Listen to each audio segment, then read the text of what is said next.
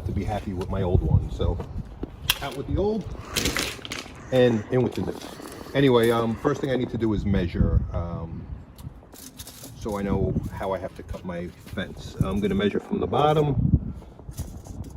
This is about 35 inches. I'm going to go 34 inches to give me some space. Measuring this way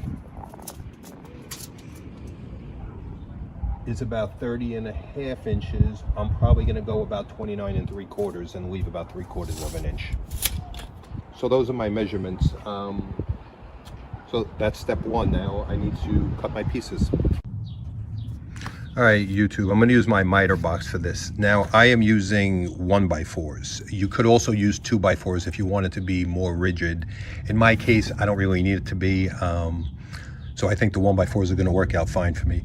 First thing I'm going to do is I'm actually going to make this similar to like what you'd see on a picture frame. I'm going to miter the corners on an angle so they fit together. So I'm going to cut my pieces and then we'll put them together. Okay, so I cut my first angle, which you can see. I'm going to cut this piece. I need to measure the other side.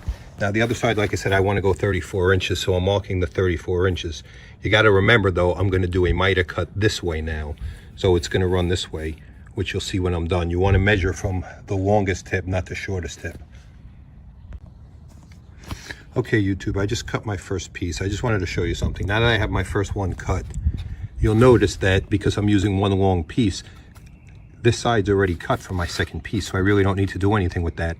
Now you could use a measuring tape, or the easiest way to do it is just line it up and use the actual piece of wood, because these are going to be the same size. So if I get that lined up at the end, I can just mark my piece like that, and then I can do my cut. So it makes life a little bit easier. This way I do know that they're both the same size, so that's what I'll be doing.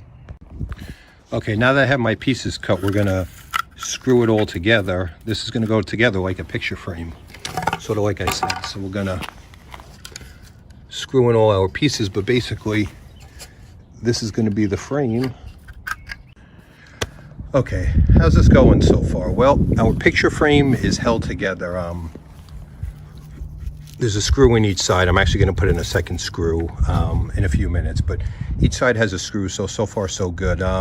You might be asking yourself, since I only used a 1x4, how's this going to be held together?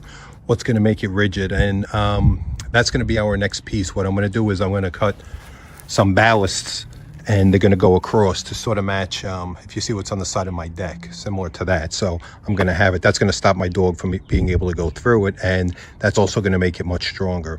So my next step is to measure and cut that. Okay, so what I'm doing now is I'm cutting ballasts, which are going to make up the rest of my gate. It's also going to make the gate a lot stronger. It'll hold it all together. So I'm cutting these. In this case, I'm going to cut them about 33 inches each, and I'm going to space those out. Hey YouTube, all right, now that I have my gate built, we're going to